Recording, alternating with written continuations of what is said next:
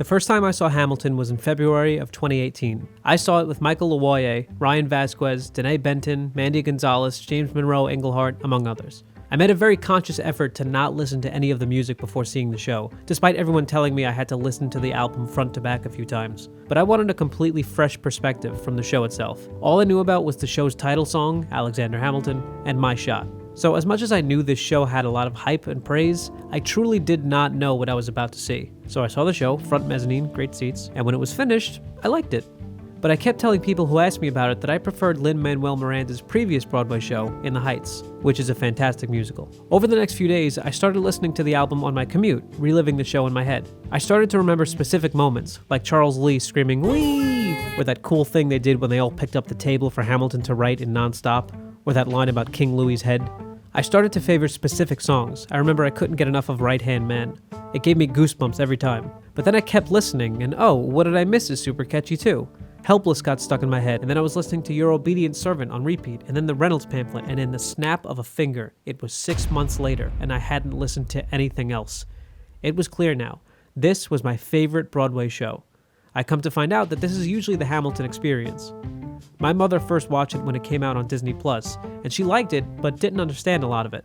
Fast forward a few months, and she knows every word to every song and hums You'll Be Back at dinner. But the more I listened to this show, and the more interviews I watched with the cast and crew, the more I fell in love with it.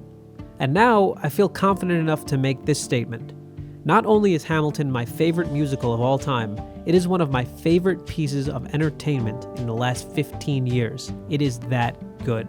I'm usually a movie guy, and not a lot of things fit that category for me personally, that category of transcending genre and being the best. But Hamilton so clearly fits that description for me. There's no other story I can think of that is this layered in subtext and emotion, so unique and so brilliant. I'm not the first, and I won't be the last, but all I want to do here is sing Hamilton's praises for a little while. I can't imagine I'm going to turn anyone onto it if they're not interested. That isn't my intention. I just want to be that weird guy at the party that has a new favorite song and wants to talk about it. So here I go. I'm going to break it down into a number. I remember when Moana came out, everyone was going nuts that Lin-Manuel Miranda was attached to it. I only knew him as the Hamilton guy. I didn't know why he was so beloved, I didn't know why people were excited to see more of him, but there was clearly something. Then I saw In the Heights and loved it. The first experience of seeing it really struck a chord with me, and I knew it was something different and something special. Once I saw Hamilton and started to pour research in it, I can now understand the hype around this guy because I take part in it. Lin-Manuel Miranda is one of my favorite storytellers and songwriters alive today, and that's no exaggeration. What he did to Hamilton serves as an inspiration to any aspiring writer, be it a playwright or a screenwriter or an author, it doesn't matter. There's so much to learn from Hamilton. I myself have always been obsessed with filmmaking. From a very young age, I knew that all I wanted to do with my life was tell stories and make movies. But one thing I feel I learned a little too late in the game was that you can't tell stories if you don't have any stories to tell. I poured my life into movies and filmmaking to the point where that's literally all I know. I can make a movie about someone making a movie, I know a lot about French New Wave cinema, and I can recite all the dialogue to every David Fincher movie, but I couldn't write a story about politics or sports or legends or cooking or anything else because I didn't know anything else. Just because you study screenwriting for your whole life and you read Save the Cat doesn't mean you're suddenly going to write a wonderful creative story. You can put all kind of furniture, but you got to have steel in the walls. Yeah. You got the tools, great. Now what else you got? Damien Chazelle didn't pump out Whiplash because he filled his entire brain with Oscar-winning movies. He wrote it because of his love for drumming and music. Enter Lin-Manuel Miranda, a boy from Washington Heights who forms a passion for music and Broadway shows. He writes musicals in high school. He studies up on the entire spectrum of the genre, from Jesus Christ Superstar, to the Beatles, to Biggie and Tupac, to Busta Rhymes. He never stops grinding. He writes the first draft of In the Heights in sophomore year of college, manages to get it on Broadway and wins 4 Tonys.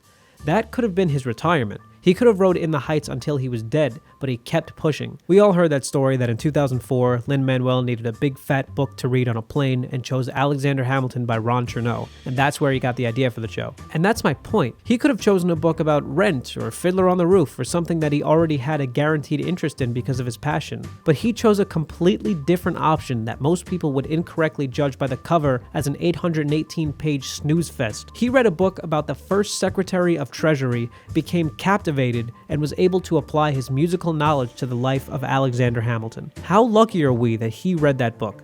Imagine a world where instead of Lin-Manuel Miranda, the book was bought by Adam McKay. We'd probably get a movie about his life that would explain it cut and dry. It would be a dull-looking movie and everyone would speak proper. It might win an Oscar or two, but that would be the end of it, and no one would talk about that movie ever again. Lin-Manuel dared to put his own personality into it, and the results speak for themselves.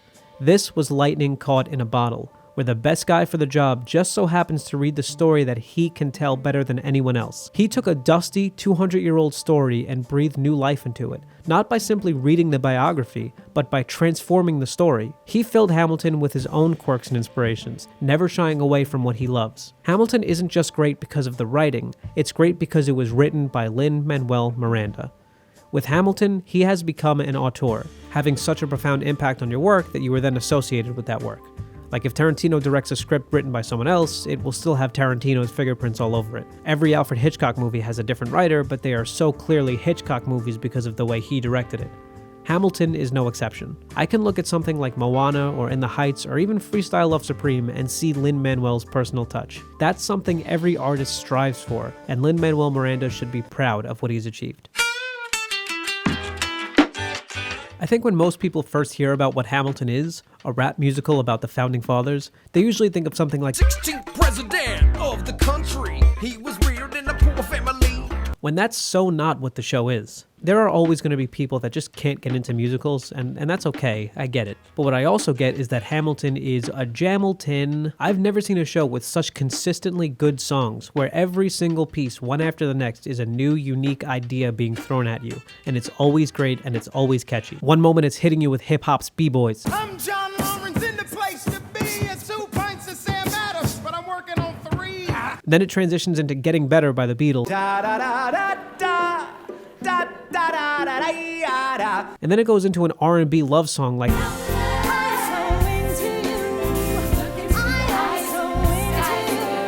Then we're in the middle of a rap battle like 8 Mile. In Virginia, we plant seeds in the ground. We create.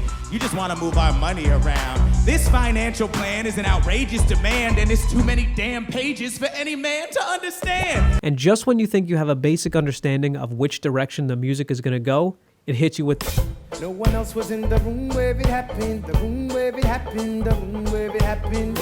Hamilton does not shy away from its own variety. Most other shows would crumble under the weight of everything that Hamilton does in 2 acts. It embraces every new idea and runs with it. They could have went the easy route and just dedicate an entire musical to one style. You want to make it a rap musical? Fine. Every song will be like Guns and horses, giddy up. I decide to divvy up my forces. This skittish as the British cut the city up. Or you want it to be a traditional sing-songy show tune fest. Also fine. In the eye of a hurricane there is quiet. But that's not what Hamilton is. It's a smorgasbord of different musical styles, but it still manages to ground itself and all feel part of a single collective. It's not just a playlist of Lin-Manuel's favorite songs on shuffle. It borrows only from the best to deliver an experience like no other. And it's so disarming that it manages to make even the most hardened boomer critic who hates anything even remotely happy tap his feet and smile. Real quick, I want to gush about some of my favorite rhymes. As you can see, I kept a record of every check in my checkered history. Check it again against your list and see consistency. The conversation lasted 2 minutes, maybe 3 minutes. Everything we said in total agreement. It's agreement, it's a bit of a dance, a bit of a posture, it's a bit of a stance. Like up your doubters and horses. Of course, it's hard to have intercourse over 4 sets of corsets. Stand with our brothers as they fight against tyranny. I know that Alexander Hamilton is here and he would rather not have this debate.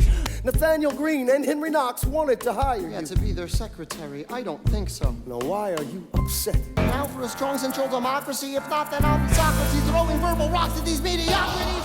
Every song has lines like this. Do you know how hard that is? Sit down and try to write a song that rhymes without using Rhyme Zone. If you don't have the ear or brain for it, it's damn near impossible to write something that's more prolific than "The sky is blue and so are you." But again, it's not style over substance. Every single song is dripping and oozing with hidden meanings and layers of emotional depth. This may come across as hyperbole, but it reminds me of Shakespeare. If Shakespeare wanted to write "I'm in love," he wouldn't just put that on paper and call it a day. He would describe it in a way that makes perfect sense, and yet somehow you have never come across the set of words in that particular order. He would take such a simple concept as jealousy or lust or greed and transform it into poetry. That's art, and that's what Hamilton does. When Hamilton's son Philip dies, they could have just wrote a song where Hamilton and Eliza sing about how sad they are, but instead we get one of the best interpretations of grief I've ever heard. There are moments that the words don't reach. There is suffering too terrible to name.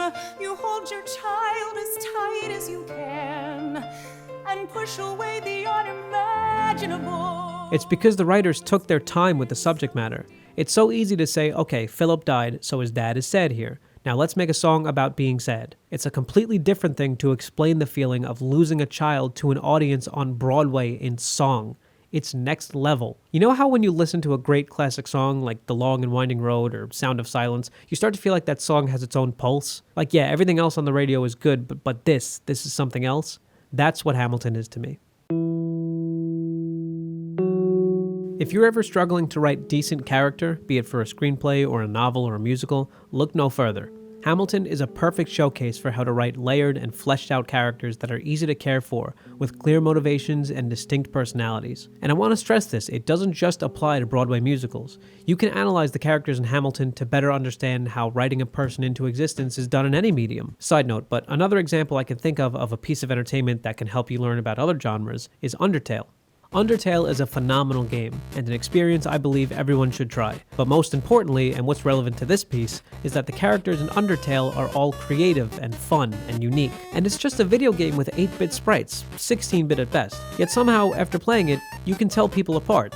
Like, oh, that's such a papyrus line, or I can look at this bit of dialogue and recognize it as Alphys. It takes a skilled craftsman to make this many characters different and all lovable at the same time, and that's exactly what Hamilton does. It goes without saying that the character of Alexander Hamilton is multi-layered and evolves as the show goes on. He starts out as a young man, only 19, but his mind is older. He wants to make a difference. He's a boat rocker. He sees a country being born before his very eyes and wants to make his mark. He's relentless. He won't stop working and puts everything else aside until he continues his legacy. But he's not perfect. He cheats on his wife. He gets a little too cocky for his own good. He never knows when to keep his mouth shut and enjoys telling off the people he doesn't like, which proves to be his downfall. By the end, Hamilton turns into an older man looking back on the successes and failures of his life and reflecting on the 19-year-old that maybe didn't know as much as he thought he did. Only then does he meet his fate. He aims his pistol at the sky. I've spoken to a lot of people that confidently claim that Aaron Burr is the real star of the show, and it's not hard to see why. I think Aaron Burr is my favorite because you can watch him slowly descend into madness and jealousy. The relationship between Burr and Hamilton should be studied and pondered forever and ever. It's a tale as old as time, like Salieri and Mozart. The rage fueled by jealousy, the wanting of glory, the one who tries so hard to make something of themselves, only for life to punish them for it, looking to their more successful peer who seemingly isn't even trying. Any other playwright would have made Burr have a distaste for Hamilton immediately, but instead they are smartly presented as friends first. Aaron Burr starts out as a cocky graduate who sees Hamilton as this excitable little ball of energy, and almost feels like he's experienced enough to give him advice. Talk less. What? Smile more.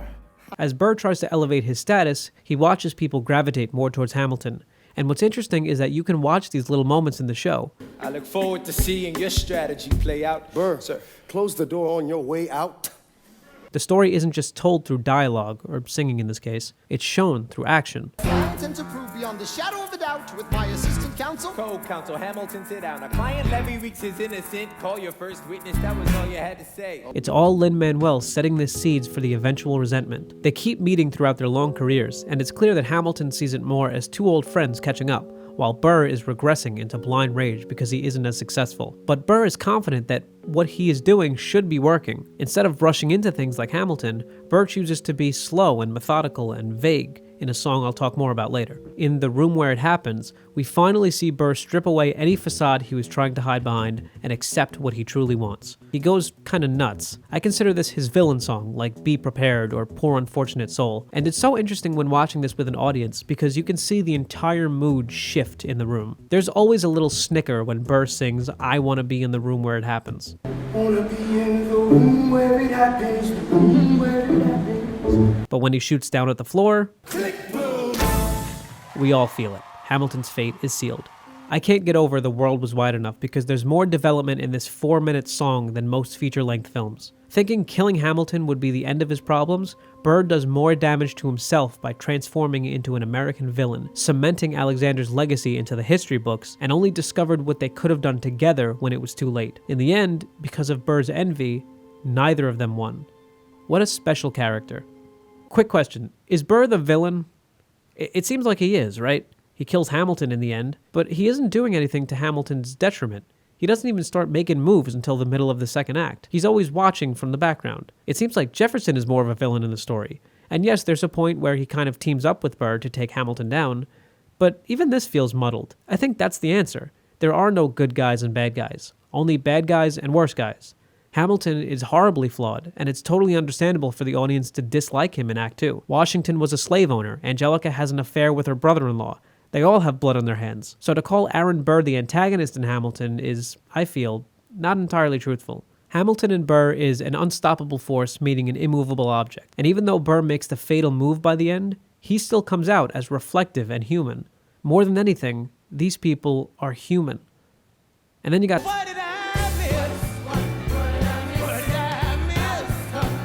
The way Lin-Manuel writes and interweaves these personas, you start to see the style of each performer.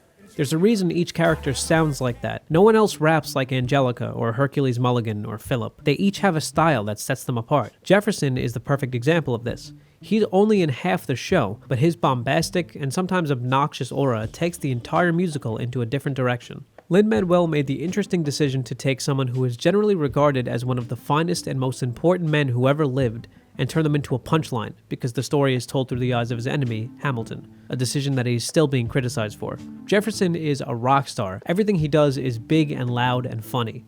But what's interesting is that it works for him. Jefferson acts like Daffy Duck, but he never gets his comeuppance. He is instead promoted by his enemy in the end and becomes president. His last line is paying respect to Hamilton. He's always showing off. He never looks weak or becomes the butt of the joke. He's a boss, he acts like a dick, and he succeeds. Why? Because he was genuine. Burr was not. And to an extent, neither was Hamilton, and he gets punished for it as well, as he should. You see how these rules remain consistent no matter who they apply to, but each character still somehow displays vastly different traits? That's called good writing! Lastly, I want to talk about Eliza. She's interesting because you're not really sure where the show is going to take her. She starts out as a wide-eyed daughter of a rich man who just wants to experience the city, and she meets Hamilton. They fall in love, and Eliza acts as his moral compass, bringing him back down to reality and trying to make him realize what's important. She obviously cares a great deal for him and wants to see him safe first before anything. In the second act, when it's revealed that he was unfaithful, instead of Eliza screaming her head off at Hamilton, she sings this beautiful song about regret, loss, embarrassment, and finality in one of the show's masterpieces, Burned. When burning the memories, burning the letters that might have redeemed you, you forfeit all rights to my heart. She chooses to erase the narrative and to demote her husband, but not in a you sleep on the couch kind of way, in a way that suggests that Hamilton took a piece of her soul undeservedly and abused it. So now, she doesn't let him have anything. If that's not enough, her son Philip is shot and killed, turning her into a shell of a person, with only the man who broke her heart to help her get through the pain. When Hamilton is killed and she's all that remains, she instead chooses to do what he would have done, to keep going. She continues working to fulfill her late husband's legacy until the day she dies. And in the very last seconds of the show, it's left to the audience to decide if she succeeded. Imagine if she was just nothing but Hamilton's support the whole show. She could have been an empty vessel just to elevate the character of Hamilton and others. She could have been a plot device. But instead, Eliza is a fascinating three-dimensional story element that grows and changes with the plot around her. She's not just there for the man. She is an integral part of the story.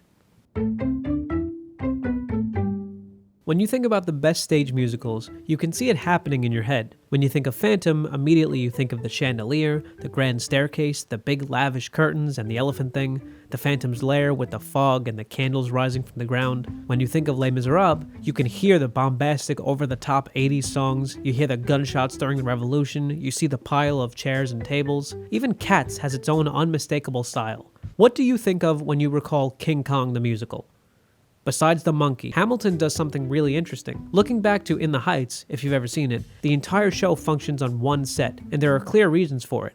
It doesn't matter if we're indoors, the buildings don't just disappear. implying that this entire story is happening on this small little block in Washington Heights. But despite how tiny and claustrophobic it feels, it's not distracting. It's immersive. You always feel like you're on this street with these characters. Now, when it comes time to develop a stage musical about the lives of the founding fathers of America, what's the logical answer? How do we take this source material and make it stand out among every other show on Broadway screaming to get the attention and money of tourists? Well, most of the show happens in cabinet meetings and offices, so maybe we take the stage and decorate it as a giant congressional hall from the 1700s, with giant pillars and portraits everywhere. We can't make it look outdoors like in the Heights. It feels weird and out of place. So, what's the answer? You want to know what the answer is? Fuck it, that's the answer. Just lose all that shit and make the musical take place here. As if the producers were touring building skeletons and found this abandoned theater and said, perfect, we'll take it, and then just started putting on the show. It looks like the cast of Whose Line Is It Anyway could set up shop here. Like, how does the audience know that this is George Washington's office and not Eliza's backyard? Imagination. It's really as simple as that. Hamilton doesn't go for gritty realism. It's smart enough to realize that the concept here is kind of inherently absurd, rapping and dancing about Alexander Hamilton. So it embraces it.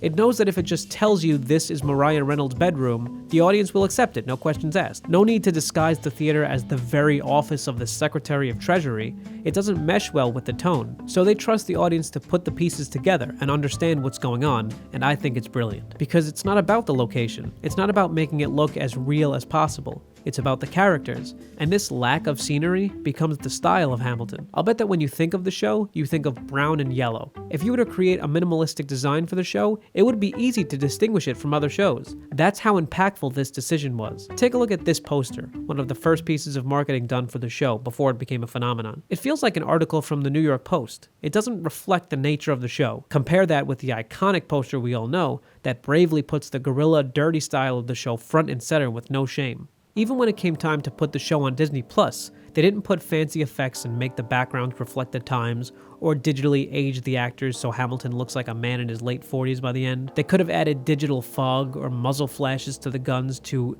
enhance the experience and make it more real, like Cats did, but they trusted that the songs and the experience are strong enough that it doesn't need that shit. That's why I hope more than anything that Hamilton is not adapted into a movie, because we would get a photorealistic representation of every single crevice. They would go for gritty, no-nonsense realism first, and that is so not the point of Hamilton. Hamilton celebrates the art of the stage, where the audience is more than willing to suspend their disbelief and pretend that this woman right here is holding a bullet in slow motion. It feels like modern filmmakers are scared to embrace the nature of the stage musical, and instead think that the solution is to tell the story as if it's a sequel to Saving Private Ryan, when in actuality people are singing. Like, it's silly, and silly is okay, guys. Lindsay Ellis has a fantastic video about this, and I recommend you all check it out. But anyway, the closest Hamilton comes to having a gimmick is this big lazy Susan in the middle of the stage. When I first saw it on Broadway, I didn't really understand the point at first, and thought this was just a way they were trying to set themselves apart from the other musicals. But it was wisely incorporated into the entirety of the show.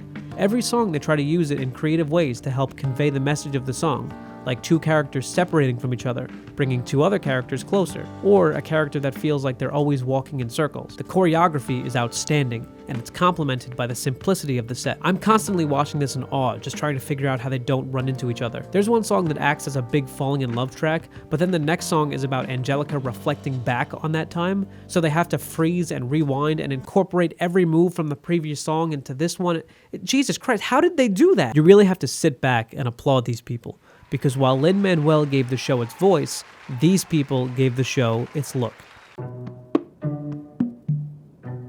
Throughout the entire show, Aaron Burr comes out to talk to the audience and explain what's happening. I mentioned Amadeus before, but it starts to feel like when it keeps cutting back to Salieri telling the story of Mozart through jealousy and regret. And I guess this must be something that attracts Lin-Manuel, because Usnavi acts as the same role in the Heights. And there's a difference between directly addressing the audience and non-diegetic singing. When Elder Price belts out that he'll do something incredible, when Elphaba sings about meeting the wizard, just because they're facing the audience doesn't mean they're talking to the audience. In Hamilton, the audience is another character. This is another reason why I think Hamilton wouldn't work as a film, because how do they translate that idea onto the screen?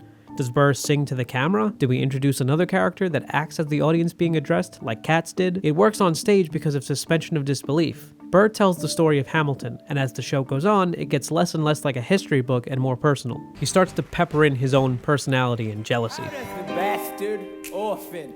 Son of a whore, go on and on, grow. How does the bastard orphan immigrant decorated war vet unite the colonies through more debt? The short-tempered protean creator of the Coast Guard, founder of the New York Post, ardently abused his cabinet post, destroy his reputation. How does Hamilton, an arrogant immigrant, orphan, bastard horse? But he isn't the only one speaking to the audience. Routinely, random characters will suddenly break the fourth wall and acknowledge there's a crowd there. Martha Washington named her feral tomcat after him. That's true. It can be argued that Angelica and Eliza are directly speaking to you in Satisfied and Helpless, respectively. There's a difference between songs like Hurricane, where Hamilton is singing internally about his feelings, and songs like Nonstop, where Burr is like, you guys seeing this shit too? One of my favorite examples is in the first cabinet meeting, where George Washington hypes up the crowd before it starts. Are you ready for a cabinet meeting? And in every live performance, the audience gets into it and starts cheering. That's what Lin-Manuel wants, and it's one of the subtle pieces of comedy in the show. They're getting you to jump out of your seat and scream in excitement about a cabinet meeting from 1789. Somehow, they make it exciting. There are times where they know exactly what you want to see, like how Burr makes such a big deal about introducing Washington. Ladies and gentlemen, here comes the general. The moment you've been waiting for. Here comes the general. The pride of Mount Vernon. Here comes the George Washington. We are outgunned. And it's so interesting the songs they choose to do this with. There's no clear rhyme or reason at first. Burr doesn't always address the crowd. Wait For It acts as his internal monologue. Hamilton doesn't talk to the audience at first, but then he does and say no to this when Burr hands him the baton to speak. Somehow, it all works. The choice is to break character suddenly. Other shows do it to a lesser extent, like Phantom of the Opera. Christine doesn't suddenly turn to the front row and say, "Did you guys see the Phantom too?" like some kind of hack Dora. Instead, it'll play out a performance at the opera itself, and there is supposed to be an audience in the show. So now we are thrust into the narrative. It's a weird choice, but it gives Hamilton its motif. It can be argued as a framing device, but that only works if there's a secondary story, and I don't think that's what they were going for. Burr usually speaks in the past tense, like all of this has happened already, and Burr's reflecting on it. So do we give Burr a big white beard and a cane, implying this is the end of his life? No, because sometimes he talks in the present tense. It's not really consistent because it doesn't have to be. By the end, after Hamilton gets shot, it becomes as clear as a punch in the face that these characters are speaking to a modern audience, like the ghosts of the founding fathers coming out of the pages of a history book to give you the inside scoop on what really happened. There are certain lines that give me chills every time I hear them. Even now as I sit and write this, I'm getting chills just thinking about it, and I don't know why. Now I'm the villain in your history. Or this line. Every other founding father's story gets told. Every other founding father gets to grow old. And when you're gone, who remembers your name? Who keeps your flame? Who tells your story? It's lines like that where you say, okay, I understand exactly what this show is now. In the show's last song, Who Lives, Who Dies, Who Tells Your Story, the entire cast stops putting on a show and starts directly talking to you. All of Hamilton's supposed rivals come out and pay respect. Eliza talks about how she lived until she was 97 and continued her husband's legacy. And finally, in the very end, she meets Hamilton again, looking to the people they've been addressing for 3 hours, lets out a gasp, and starts crying. That gasp at the end has been heavily debated among Broadway fanatics, and there's really no clear answer. And I prefer that because we're still talking about it, and we're still gonna be talking about it for decades. What's in the briefcase in Pulp Fiction? What does Bill Murray say at the end of Lost in Translation? The point is, who gives a shit? But anyway, look at how important we as an audience act in this show. Imagine if the entire show was inward, like most other Broadway shows, where viewers act more as flies on the wall and simply watch what's happening from an outside perspective. Hamilton invites us into the show to make it all the more immersive, but it's not a gimmick. It showcases what only a stage performance can do and get away with. It celebrates the art of the stage and welcomes you into the experience. Well, I guess the only thing left to do is talk about Wait For It is my favorite song from Hamilton. Not because it's the catchiest, not because it's the funniest, not because it has the gnarliest rap, but because every time I listen to it, I'm jealous that I lack the talent to come up with lyrics this deep. Up until this point in the show, Burr is seen as a do-gooder who tries to advance his political career by avoiding trouble at all costs, while Hamilton dives headfirst into it. It's clear there's tension, but we don't know why yet. These two seem like friends. And then comes Wait For It, which perfectly explains everything you need to know about who Aaron Burr is, what he wants, and what is stopping him. Lin-Manuel said in an interview that he thought thought of the idea to the song while on the A train heading to a friend's party, and this notion of death doesn't discriminate enthralled him so much that he didn't even go to the party. He just took another bus back home to finish the song. I love that story because it shows that Lin-Manuel wasn't just smart enough to think of the words, he was smart enough to write them down. Mitch Hedberg, one of my favorite comedians, adapted to this style of joke writing that I apply to every kind of writing. He said that he doesn't sit at a desk and try to think of jokes. He forces himself to live everyday life like everybody else does and trust that good ideas will come. That's key. Terrific ideas don't come in writers' rooms. They come at you when you least expect it. If Lin-Manuel sat down at a piano and said, okay, I'm going to write a song about death, here we go, he never would have come up with Wait For It. He probably wasn't even thinking about the show on the A train. It was just a thought that bled into another thought, and then it led to an epiphany. Lin-Manuel takes two things that make us human, love and death, and personifies them. There are common phrases we like to say, death comes for us all, or love hits you hard, but Wait For It implies that love and death is a person coming to get you. This is a theme within the music of Lin-Manuel Miranda, and it even comes back later with History Has Its Eyes on You. No matter who you are, what you've done, what you think of other people, whatever side of the spectrum you're on, death is coming for you. It doesn't think twice, it doesn't judge, it takes.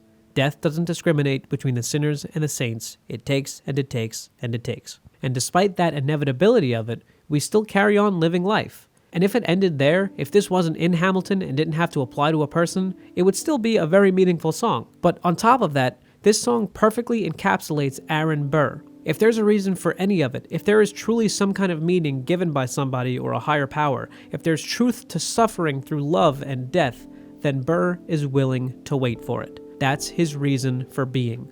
That's why he doesn't make big moves like Hamilton. He's waiting for a reason. What's interesting about the song is that Burr uncharacteristically reveals more of himself the longer it goes on. When it starts, it almost seems like Burr could be talking to Washington by the professionalism of his speaking and the words he is saying. My mother was a genius. My father commanded respect. By the end, he's vulnerable. It sounds like he's defending himself to somebody who didn't ask for it. I'm not falling behind or running late. I'm not standing still, I am running away. He's insecure. He stops becoming a poet and starts speaking like a covetous younger brother. But he's not acting like a supervillain. He isn't singing, I will kill Hamilton to become the most powerful man in the country. He's not laying out his evil plan. He's legitimately questioning his life. Why is Hamilton succeeding by acting immature and relentless when I've spent my entire life trying to curb who I really am to make it ahead? What is the reason? What is the meaning of all of this? If there is any, I'm willing to wait for it. It's beautiful. And real quick, I'll talk about my second favorite written song in the show. It's Quiet Uptown. Imagine you're tasked with writing a song about a dad who just lost his son. What are the first things that come to mind? And how do you put it into a song and make it rhyme? Well, here's an example. Your eyes, as we said our goodbyes, can't get them out of my mind. I should tell you, I have always loved you.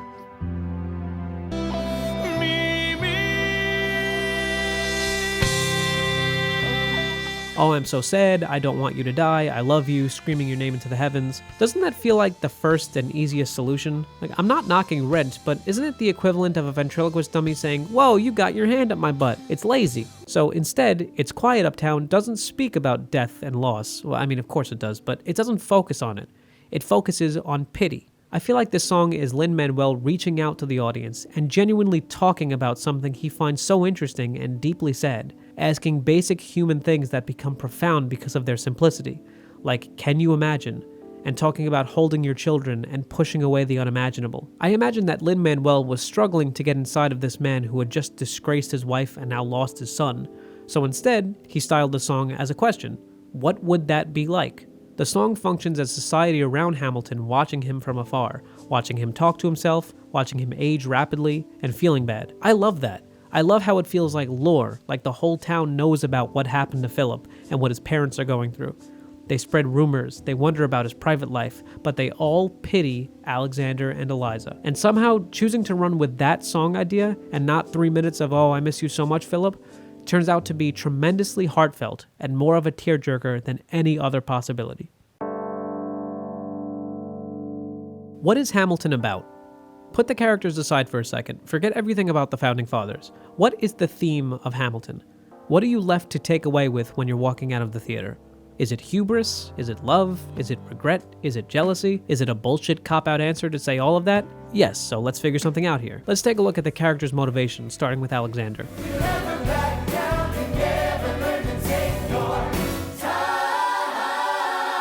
He was non-stop. He wrote like he was running out of time. Others take action to reflect their place in the history books. George Washington wants to set a precedent. Aaron Burr wants to be in the room where it happens. And then you have characters like Angelica and Eliza, who aren't as concerned with how future generations will tell their story at first, and are instead occupied with living the best life they can, falling in love, raising children, being happy, being satisfied. All characters seem to have an understanding right from the beginning that time is fleeting, and they need to start doing things and complete whatever invisible goal they set for themselves, whether it's achieve true happiness, or change an entire country, or make their voices heard. When friends start to die off, time becomes all the more prevalent, especially to Alexander. It puts things into perspective. I have so much work to do.